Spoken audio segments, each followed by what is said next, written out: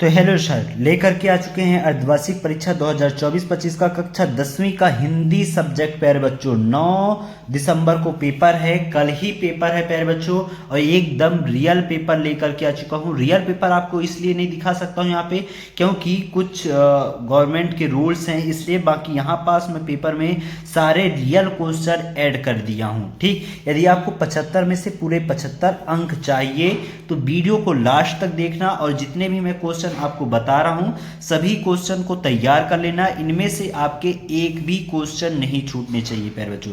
यदि पूरे 75 के 75 अंक चाहिए तो वीडियो के लास्ट तक बने रहना, चैनल को सब्सक्राइब कर देना, बेल आइकन को प्रेस कर देना, और इस वीडियो को जितना हो सके अपने दोस्तों में शेयर करो ताकि सभी के पास पहुंच जाए। ये वीडियो 2 पार्ट पे बनेगा। फर्स्ट पार्ट पे पूरे ऑब्जेक्टिव, सेकंड पार्ट पे पूरे क्वेश्चन के आंसर बताऊंगा। ठीक, तो चलिए देखते हैं। सेकंड पार्ट का नीचे वीडियो को नीचे डिस्क्रिप्शन पर लिंक दे दूंगा, ठीक ना। और व्हाट्सएप ग्रुप ज्वाइन कर सकते हैं, टेलीग्राम ज्वाइन कर सकते हैं। ठीक, यहाँ पास देखो पहला क्वेश्चन क्या है, सही विकल्प का चयन करके लिखना है। 6 नंबर का क्वेश्चन है प्यारे बच्चों। इस क्वेश्चन को मैं पूरा आंसर यहाँ पास बताते जा रहा हूँ, आप नोट डाउन करते जाइएगा।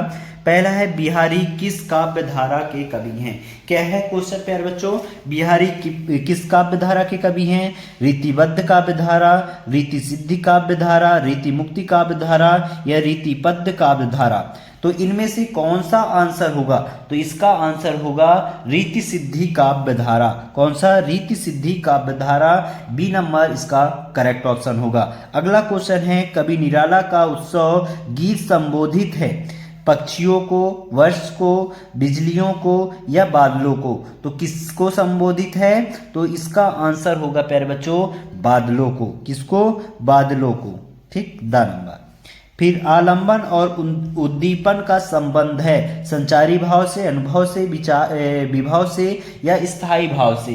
तो क्या हो जाएगा, स नंबर विभाव से। किससे, विभाव से। ठीक, फिर संस्कृति पाठ में न्यूटन को कहा गया है एक वैज्ञानिक, दिशा दिखाने वाला, संस्कृत मानव या आदि मानव। तो इसका हो जाएगा स नंबर संस्कृत मानव।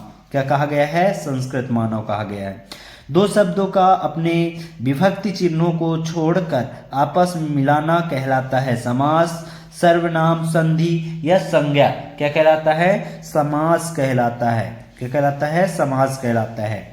मैया चावल अमनिया कर रही थी। वाक्य में अमनिया का शब्द है फटकना, साफ करना, चुनना या धोना। तो क्या होगा, साफ करना। ब नंबर साफ करना, ये सारी चीजें। ठीक, फिर यहाँ पास देखो क्वेश्चन क्रमांक दूसरा क्या कहता है कि उचित विकल्प द्वारा रिक्त स्थानों की पूर्ति करना है। 6 नंबर का क्वेश्चन है प्यारे बच्चों, पूरे आंसर बता रहा हूँ। और चैनल को अभी तक जिन्होंने सब्सक्राइब नहीं किया सब्सक्राइब कर लो। ठीक, पहला है, गोपियों ने मधुकर संबोधन खालिस्तान के लिए किया है। तो किसके लिए किया है, उद्धव के लिए किया है। किसके लिए, उद्धव के लिए।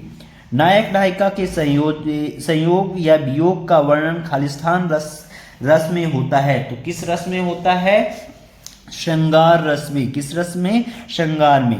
काव्य की शोभा बढ़ाने वाले तत्व तो खालिस्तान कहलाते हैं। तो क्या कहलाते हैं, अलंकार कहलाते हैं प्यारे बच्चों। क्या कहलाते हैं, अलंकार।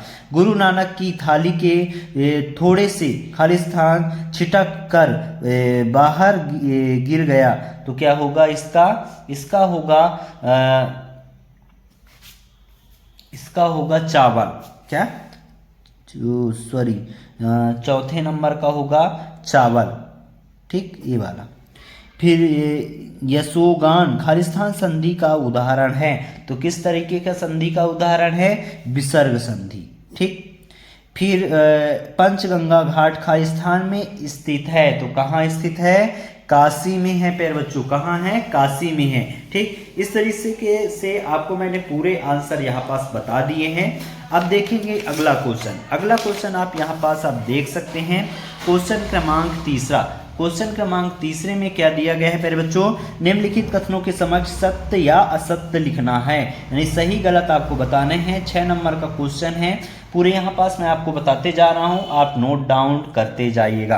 पहला क्या है, परशुराम के फरसे को देखकर लक्ष्मण भयभीत हो गए थे। यह क्या है? असत्य है। असत्य है। क्या है? असत्य है, क्योंकि भयभीत नहीं हुए थे लक्ष्मण, क्रोध से जल उठे थे। ठीक। फिर लय ताल तुक यति गति मात्रा एवं चरण से युक्त रचना छंद कहलाती है। ये क्या है? सत्य होगा। ठीक। धरती के कुछ ज्यादा ही धैर्य और साहस शक्ति मन्नू की माँ में थी। ये भी सत्य है। ठीक। फिर रेखा चित्र को शाब्दिक चित्र भी कहते हैं। ये भी सत्य है। ठीक। राम बाजार जाता है एक आज्ञावाचक शब्द है। ये क्या है? असत्य है। क्या है? असत्य है। भोलानाथ के पिता उन्हें गोरस भांति चांदी के कटोरे में खिलाते थे। ये भी क्या है? असत्य है। ठीक। इस तरीके से आप सत्य असत्य बड़े आराम से लगा सकते हैं। ठीक। और पूरे नंबर आपको मिल जाएगा। इनमें से आपके 3 नंबर पक्के हैं प्यारे बच्चों। यदि आप कर लेते हैं 3 नंबर आपके एकदम पक्के हो जाएंगे। ठीक। दंतुरित, दंतुरित का क्या होगा? बच्चे के नए नए दांत। क्या होगा? बच्चे के नए नए दांत। ये पहला नंबर। अधिक बढ़ा चढ़ाकर कहना, इसका क्या हो जाएगा? अतिशयोक्ति अलंकार। क्या हो जाएगा? अतिशयोक्ति अलंकार। फिर रेल का टिकट, इसका क्या होगा? भंदुत आनंद। क्या हो जाएगा? भंदुत आनंद कौशल्यायन। ये तीसरा। फिर क्रियाकर्ता के अनुसार, इसका हो जाएगा, इसका होगा कर्तव्यवाच्य। क्या होगा? कर्तव्यवाच्य। मीठा बोलने वाला, मीठा बोलने वाले को क्या कहते हैं? मृदुभाषी। क्या कहा जाता है? मृदुभाषी। अणु बम विस्फोट, इसका क्या होगा? इसका होगा विज्ञान का दुरुपयोग। क्या होगा? विज्ञान का दुरुपयोग होना। ठीक। इस तरीके से आप बड़े आराम से सही जोड़ी लगा सकते हैं। अगला क्वेश्चन क्या है? निम्नलिखित प्रश्नों के उत्तर एक एक वाक्य में आपको लिखना है। 6 नंबर के क्वेश्चन है। हर एक क्वेश्चन 1 नंबर का है। तो मुख्य गायक को ठांठस बांधने का काम कौन करता है? तो कौन करता है? मुख्य गायन के ठाठस बांधने का काम संगतकार करता है। कौन करता है? संगतकार। ठीक। संगतकार करता है। फिर ये काव्य की आत्मा किसे कहते हैं? तो काव्य की आत्मा रस को कहा जाता है। किसे कहा जाता है? रस को। बाल गोविंद भगत की प्रभातियाँ किस माह से शुरू होती हैं? तो किस माह से शुरू होती हैं? कार्तिक माह से शुरू होती हैं। कौन से माह से? कार्तिक माह से शुरू होती हैं। वीर रस की कविताओं में कौन सा शब्द गुण होता है? तो वीर रस की कविताओं में ओज शब्द गुण होता है। कौन सा? ओज शब्द गुण होता है। ठीक। फिर साना सना हाथ जोड़ी पाठ के अनुसार कुटिया में घूमता चक्र क्या है? तो इसमें कुटिया में घूमता चक्र धर्म चक्र अर्थात प्रलय चक्र है। कौन सा है? धर्म चक्र। ठीक। चक्र है।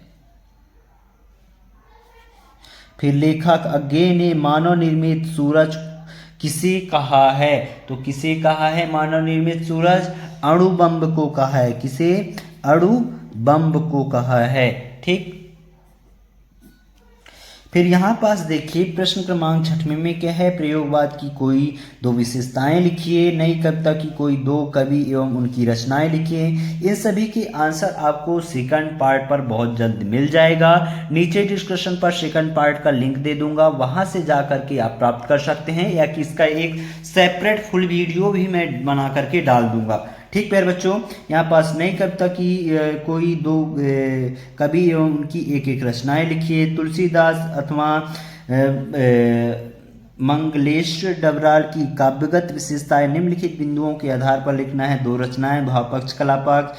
ठीक। परशुराम के सहस्त्र बहू का वध क्यों किया गया था? लिखिए। इन सभी के आंसर बहुत जल्द मिलने वाले हैं प्यारे बच्चों। ये क्वेश्चन है, अभी आप इन क्वेश्चन को पढ़ लो और इनके आंसर अभी तक आप ढूंढो। बाकी मैं आपका आंसर बहुत जल्द लेकर के आने वाला हूँ। तो प्यारे बच्चों मिलते हैं अगले वीडियो पर। इसका सेकंड पार्ट बहुत जल्द अपलोड हो जाएगा, देखना मत भूलना, केवल 10 मिनट के अंदर ही आपका वीडियो अपलोड हो जाएगा। तो जल्दी से जल्दी आप चैनल को सब्सक्राइब कर लो, बेल आइकन को प्रेस कर लो, तभी इसका सेकंड वीडियो आएगा तो आपके पास नोटिफिकेशन पहुंच पाएगा। हाँ, टेलीग्राम अवश्य ज्वाइन कर लेना, क्योंकि टेलीग्राम में ही सबसे पहले नोटिफिकेशन आ जाता है या व्हाट्सएप में आ जाता है। मिलते हैं अगले पार्ट पर, क्योंकि वीडियो ऑलरेडी बहुत लंबा हो चुका है प्यारे बच्चों। ठीक।